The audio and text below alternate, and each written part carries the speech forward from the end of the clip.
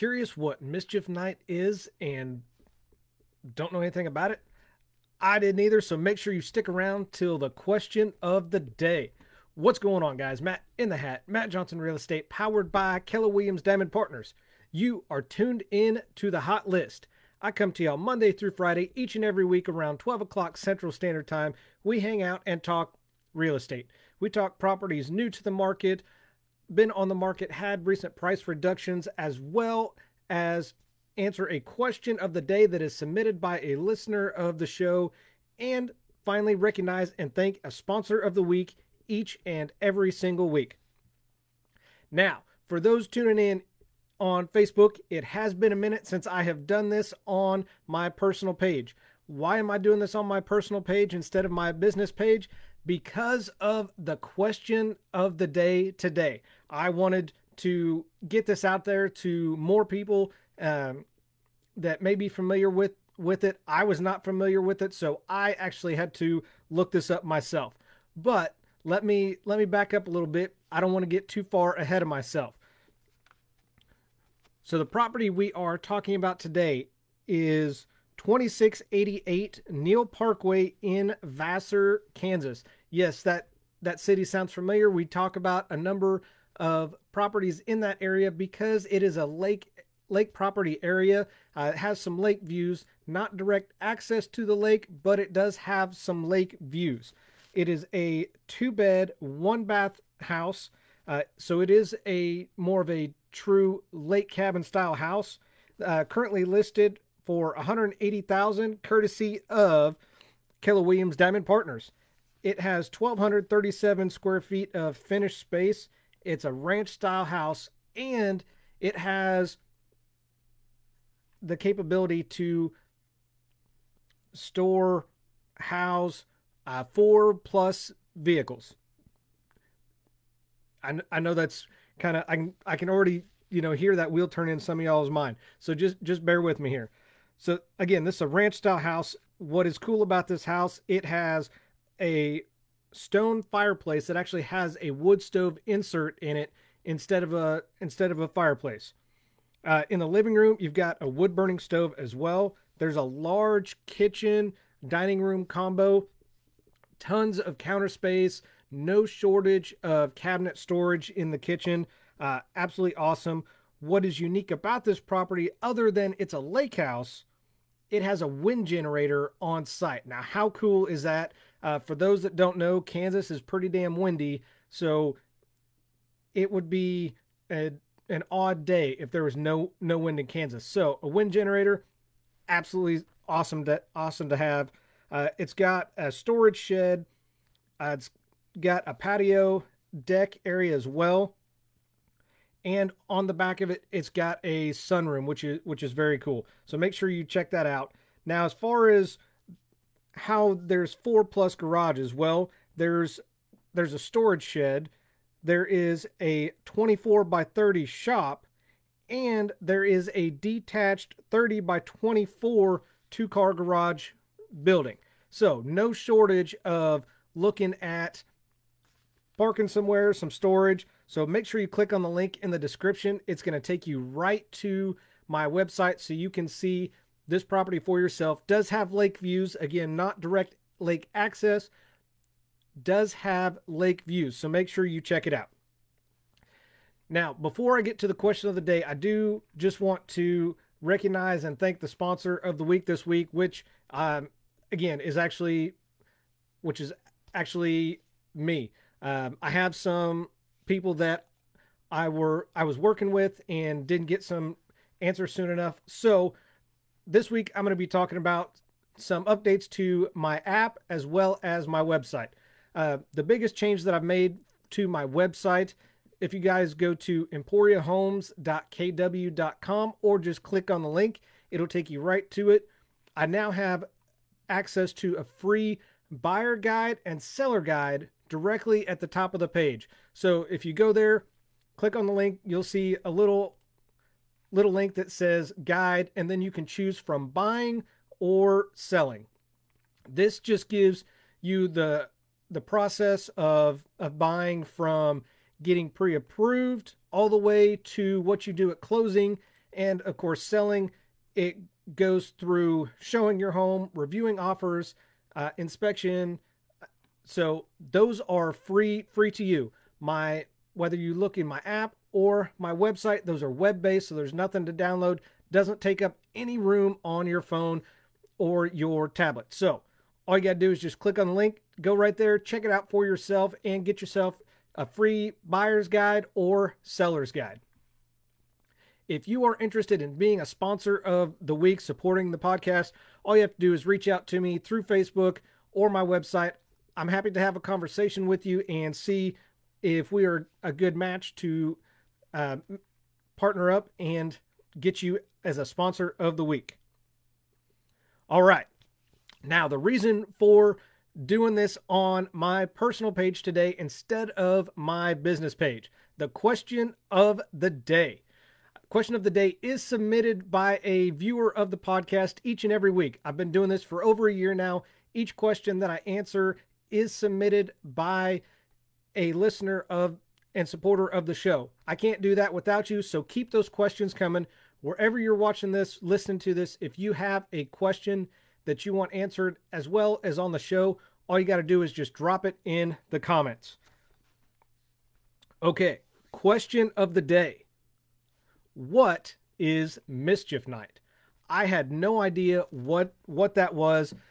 Chase actually came and asked me this last week because one of his teachers at the middle school asked if we celebrate Mischief Night here. Again, I had no idea what that was, so I did a little legwork research, as y'all know I do, and thought that this was an interesting question, and I thought it was worth answering on the show. Those of you that are not familiar with Mischief Night may just live in an area that it's not really celebrated. To those in other areas like Detroit, Baltimore, Jersey, it is often referred to as Devil's Night, Goosey Night, or Moving Night, because Moving Night is a reference to stolen porch furniture, which, makes sense. If you're not familiar with it, it may be because it's not a big deal wherever you are from or currently live. So here it's not a big deal, but it has been gaining a little bit of traction over the past few years from what I've been seeing online and social media, which does explain some of the more egging house occurrence and toilet papering houses occurrences. Not my house, fortunately. So there are some things to watch out for and take into consideration, because not taking it seriously could be ill-advised depending on where you live, especially with social media. More and more Mischief Night pranks are being shared online. If there's one thing that social media is good for, it's celebrating and, I guess, exploiting things that aren't so great or have much traction. Now, why is this appealing? Because more and more young people are joining in the festivities each year to include areas that have never experienced a Mischief Night before. So this is also important if you're considering moving to a new area, because if it's not celebrated where you currently live, that doesn't mean it's not celebrated where you're moving to. So what we're going to talk about today are 3 things that you need to know about Mischief Night. First and foremost, what is Mischief Night? Again, it's gained popularity thanks to social media, heavy on the sarcasm there, like all great things have, thanks social media. Mischief Night has been around for a while, actually began somewhere in the 1700s, and it consists of children or younger teens engaging in pranks and other activities, sometimes escalating to include theft and vandalism. Now, the most common activities that people see during Mischief Night are toilet paper and trees, eggs on houses or cars, setting off fireworks, ding-dong ditch, or smashing pumpkins. Now, unfortunately, There are more destructive occurrences such as spray paint vandalism, breaking car or house windows, and other acts of vandalism. These are usually less common, just because it's younger kids having fun and doing pranks, not carrying on to the extent of destruction or vandalism. What I do think is very cool, New Orleans in recent years, their Mischief Night has consisted of walking parades, floats, and costumes, which I think is very cool. It's typically unorganized and not officially sponsored, but it's something that they do, and it's a little bit different to get people out and hopefully reduce the chance of pranks or vandalism throughout the city. Fortunately for most areas, violent parades or demonstrations are not as common, and it's just, the pranks of toilet papering house, egging a house, and setting off fireworks. Number 2, when is Mischief Night? Definitely worth mentioning so people know. Most places that observe and celebrate Mischief Night celebrate it on October 30th. It's a type of pre-Halloween celebration. Some areas, mostly Europe, actually celebrate it November 4th, which is a precursor to their bonfire night. And over there, it's also known as Guy Fawkes Day. It's just to give you an idea of what that is. It's a day of remembrance and thanksgiving for the failure of the gunpowder treason plot that was perpetrated by Guy Fawkes and some others. So that's why over in Europe,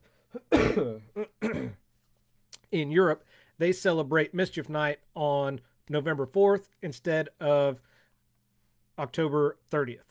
Now, in Germany, oddly enough, they celebrate Mischief Night on May 4th because of the old connection with May Day and part of the holiday's origin. It's unclear why Mischief Night moved from May to October and November, but at some point it happened in the 19th century. Either way, fall seems to be, my opinion, more in line and a better fit with the name Mischief Night. And Mischief Night takes place then in the fall, typically between the October 30th to November 4th by most of the observing communities worldwide. And finally, number 3, what to expect on Mischief Night. Again, most of these are going to be harmless pranks and practical jokes, egging a house, car, toilet paper, properties, smashing pumpkins, ding dong ditch. Usually it is done by children or young teens simply because if they get caught doing it, they're more likely to get off with a warning versus older teens or young adults that might face some type of legal penalty for the same action. Now, I don't know what it's like in your state, in Kansas, if there's some type of theft or vandalism, $500 or more, that is considered a felony. So hopefully nobody has to deal with any of that. So generally, what Mischief Night consists of is just pranks and jokes, and the next day there is a mess to clean up. Now, be careful because other areas, there can be larger problems, like I mentioned, with vandalism, destruction of property. So if you live in an area that is known for that, might be a good night to park your vehicles in the garage, bring in loose furniture, just to be safe and reduce the chance of any type of issues during Mischief Night. So that's it. That is what Mischief Night is. I'm curious, to everybody listening to this, wherever you're listening to it at, drop in the comments, have you heard of Mischief Night? Is it celebrated, or is it common where you live? Is it more, just childish pranks, or does it escalate to the point of vandalism? I'm curious, so just drop it in the comments and let me know. So that is going to wrap it up for me in the hot list today. I've got to prep for a couple meetings. So thanks for tuning in with Matt in the Hat, Matt Johnson Real Estate, powered by Keller Williams Diamond Partners. I do this because your experience matters and should be trusted with a veteran. Y'all have an awesome day and watch out for that mischief night.